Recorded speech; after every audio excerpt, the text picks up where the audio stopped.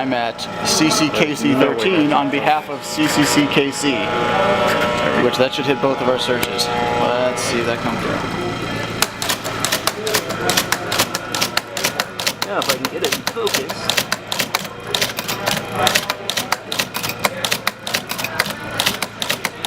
It appears to work. CCCKC and Hammerspace's little setup here in the front lobby of CityCampKC 13. We are at the Kaufman Center, just kind of setting up for the start of the day.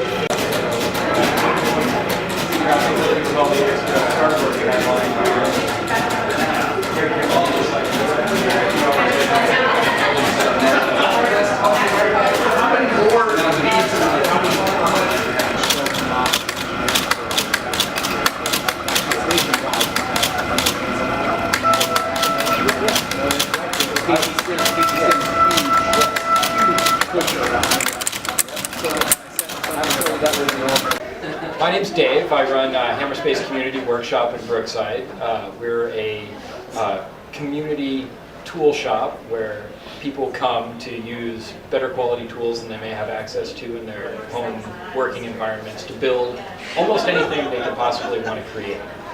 Whether it's going to be made with traditional fabrication tools like drill presses and table saws, radial arm saws, and sanding equipment, or whether you're going to use something more modern like CNC machines, laser cutters, or 3D printers. We have what you need to create anything that you can imagine.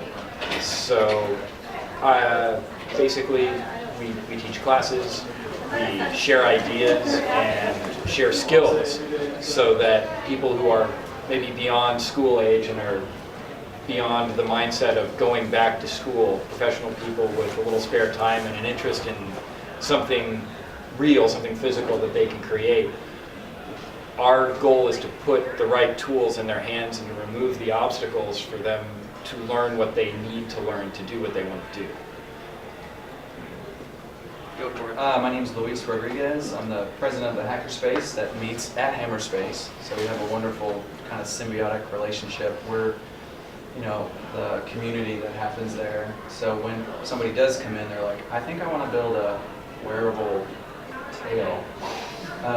They have the tools and resources and knowledge to help get it done. I mean, I joined 3 or 4 years ago because I bought a MakerBot cupcake. I could mechanically assemble it, and I got to the software side and didn't know what the hell to do. So I Googled Hackerspace, went down and actually spoke to Justin. And he basically was like, let's just do it. Start printing and iterating. And that model really happens over and over again. Nobody is afraid to fail. I mean, if something didn't blow up or spark, You didn't learn it. We're not trying, right? So, our goal was come to these events or try to interface with other people that are using the terms make and hack, but in a different way. They're trying to make and hack and start a business.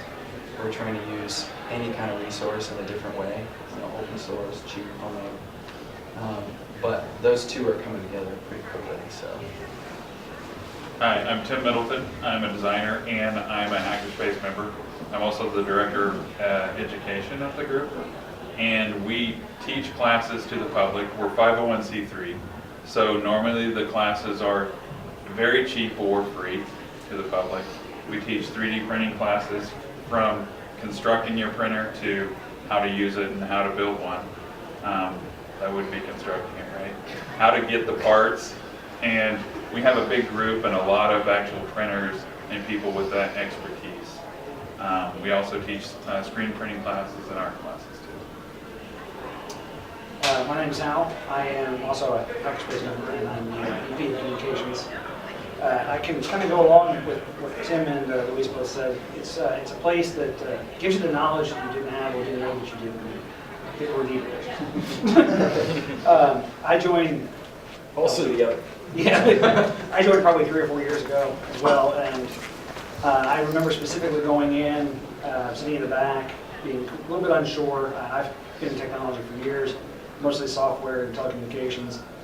I talked to Luis for about 5 minutes about his 3D printer and how passionate he was about it. Now I end up having 2 3D printers and probably a stack of laptops on my, at home. I'm also do robotics. If you go by the Kansas City room, I guess it's called. If you go by the Kansas City room, you can see one of the robots that's out there now. But we have at the space, we've got everything from robotics to 3D printing to lasers. It's everything that you can imagine that you would want to do or hack or make in one spot. And I guess the big thing about it that really drew me to it was the fact that things that I hadn't even dreamed of or hadn't even thought that I would be interested in, I've now learned how to do or have become appreciation. I'm Justin Stoffel. I've been with Hackerspace basically since inception and our incorporation in 2008. And probably doesn't give me seniority on that. Yep. I think so. There's a few of us that have been around that long. I got involved with Hackerspace simply because it looked like something really interesting to do. I used to spend all my spare time making strange things alone in my basement or in my office, and now I spend all my spare time making strange things at a hackerspace with other people. It's kind of nice. It really provided me a social outlet. Yeah, I don't get by there very much as I'd like to nowadays. I'm really into 3D printing. One of the, I was just explaining to someone else how I was one of the people that originally ordered like one of the first like home built 3D printers, in the Kansas City area. We set it up at the hackerspace. We had, we mildly advertised that it was there kind of inadvertently, and that kind of acted as a magnet to pull a whole bunch of other people in there. And what was the latest count of how many 3D printers? 40 different people, or 40 different 3D printers in our space. I know you got 2, I got 2. It's less than 40 people, but it's at 40 It's less than 40 printers. people. Yeah. It's like 10 people. Well, once you get one, you kind of want multiples and things like that. And once you have 3D printing, you can print a new one too. So that's. I just remember that 3D printers don't just print plastic. Yeah, there are lots of different stuff in that. So we've become almost, a really kind of hub in 3D printers and the 3D printer community, even on the national scale. We've produced a couple of people, who become big stars in the 3D printer group. Get hired up for, by various companies and things. So that's my basic information. You have interesting stuff too. Yeah. My name's Jordy. I joined the Hackerspace a little year ago. My main interest was, I was in physics class at UKC, and someone mentioned it. It's like, oh, that sounds interesting. And I went and found out and saw a 3D printer, and was like, oh, I could use this for making parts for the robot, because I was on the UKC robotics team. And so I went in there on like Tuesday or something, and just like, how do I use this? And they got me set up. Took about an hour to get Python to play nice with Windows. But got working and was printing later that day, and I haven't stopped since. All sorts of strange stuff. He's actually turned this into a career. Yes. Since he came in, he's now been employed by Craig Burscheit, who can't be here today, with Built to Spec Design, who's another big element of what goes on around the space. And they manufacture all sorts of small run manufacturing items for creative people all over the country, from research laboratories to all over the world. Yeah. all over the world. Oh yeah, I think twice now we've had shipments of over 200 units to Russia.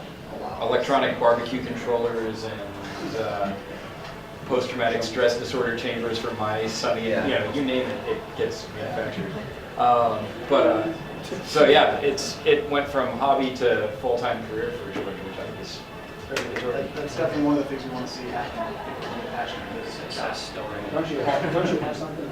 Well, yeah, sure. He produces might- a lot everyone's of looking. really Yep, from 0 to really impressive in a year and a half. So. Is this the tail? Yeah. Yes. I like the wing. You got the wings are out there, The yeah. wings are in the working place. So tell them how it works.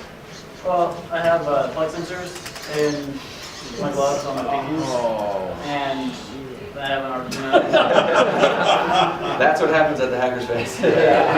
It's actually our tagline. And essentially the flex sensors are acting as potentiometers, and as I flex my finger, it moves the servos. But he prototyped that whole thing, laser cut, 3D print, open source, controller, Arduino. And all of that was done with community equipment around the hackerspace. The little links were all produced in all those 3D white printers. Those are all 3D printed pieces. The back support structure for all the servos was laser cut out of ABS sheet. This is one of those projects that's it's like the trifecta of hackerspace tools. You have 3D printed parts, you have laser cut parts, and you have an Arduino. So yeah, Anytime you say it those is. three things together, It's a hack someone's tray, making something. totally. The last element. The Arduino? The Arduino, it's a popular open source microcontroller platform that's very inexpensive, very easy to get started in, really made for beginners, but you can do advanced projects with it as well. Yeah, that happens. People only recognize Jordy from behind, so. Yes, he's the only one of us that's willing to do He's got a pair of wasp ones that are articulated and actually flap. And There we go see in Kansas City rooms. He's good at the automation. That happened last year to me. They're here. You'll Not show 'em off. expecting it. And Very cool.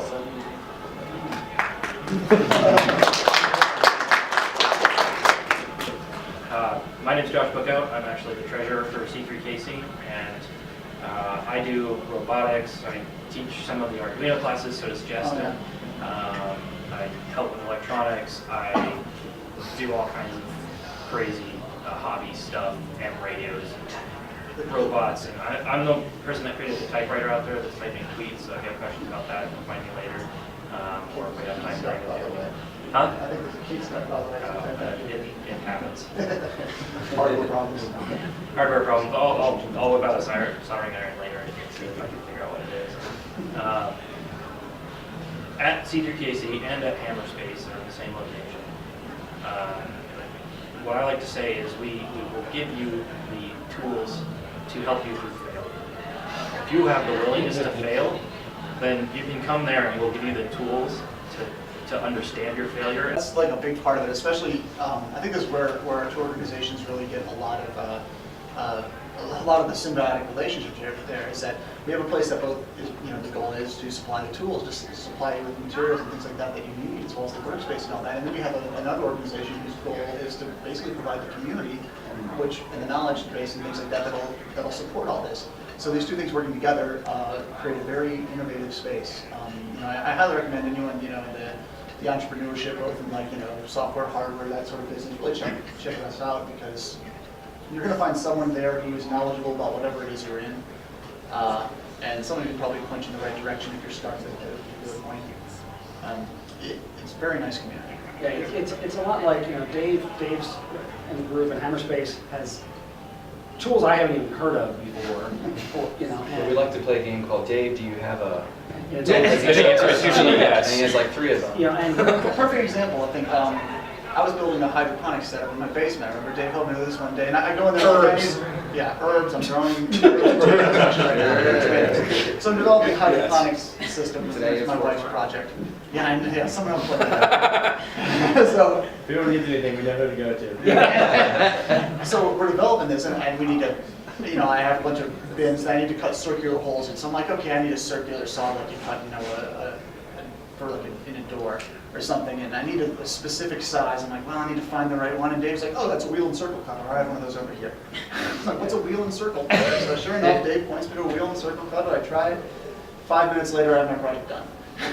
Exactly the right size I need things. I mean, knowledge and availability really help to progress a project.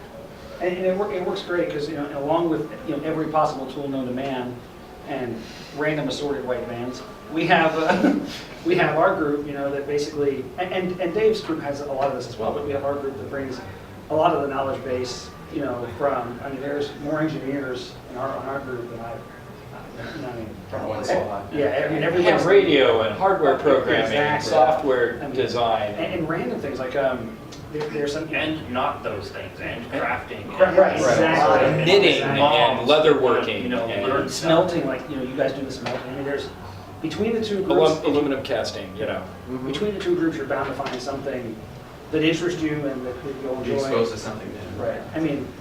And every time you go in, you see either somebody that you don't know yet because it's somebody that's just coming in, or it's Dave is burning, destroying, or building something that no one has seen before, or Tim is printing something on his 3D printer, it's always, I know it's gonna sound really cheesy, but it's almost a new adventure every time you do it. It is. It's a very, very collaborative space. And we're looking for more geniuses. Yes. Always, always. Join us. We've infected mine. Yeah. Wait, can you guys help? I want to build a pirate radio station.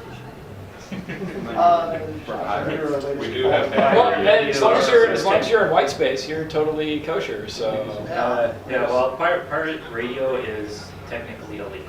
Yes. That's why- if it's actual pirate, you can. We can teach Pirate, you no, the he means reality. like- He means like yeah, it's gonna be Grog singing songs, you know. I know We a did- pirate band that you can we do wanna broadcast keep our on the privacy. radio. But That helps. we do have several active ham radio operators, including myself, and we can teach you the basics. We still have that big antenna on top. 3 of it? antennas. Yeah. 3. What you do with the skills we give you is all on you, though. Can I get like a show of hands for how many more questions there are? Because we might do another panel with lunch. Yeah. Okay, I think that's quite enough, Yeah. but come find us, we're out by all the cool stuff. Look for the I'm gonna encabulator. run For the next guy, so. So Very cool. But yeah, let's just do one more question. you're attracting geniuses. We've got a lot of them sitting in front of me, and Hammerspace seems to attract a certain type of person, the engineer, right? And Louise, you're actually sort of like the standout. As sort of like Yes, design. I mean, I'm not a programmer, Right. graphic designer. I I'm went, I would be another perfect example. I just went as a user. So And now I own 35 Arduinos for free. So my question is really like, what are the complementary mindsets and skill sets that you guys are missing, and how are you attracting them? What do you have? Yeah, exactly. So I'm more of like a software and. That's exactly what we're missing. They'll find a way to do it. I assure You'll you. listen perfectly, We got a but I ton of understand your software question, what are we doing Yeah. to pull in people Well- like Louise? Or tell me who you need to pull in. What, like, when you finish a project and you're like, man, this would be so much cooler if. We are very happy with pulling in random people. That's one of the, chaos is a great thing because it pulls in, people you're not going to expect. However, we are a community of like 60, 70 Dick people. Daniels. So if they're not directly involved with CityCampKC or Hammerspace, we probably know somebody that knows somebody. So it's not always, do we need more people? It's who do you need to complete Yeah, your I mean, thing. we're actually a resource for those people. So when artists come in, there's an artist named Dick Daniels who does these transfers to wood. Well, he'd been there for so many weeks and kind of kept looking at the laser cutter. And now his pieces are 3D because he cuts them out and he's going Layers them up, and he's went from a totally two-dimensional artist to one who's just embraced 3D and doing a lot more physical fabrication with what he's building. Changed the way he worked completely in his style of art. Spencer Schubert, who's a big sculptor, came by.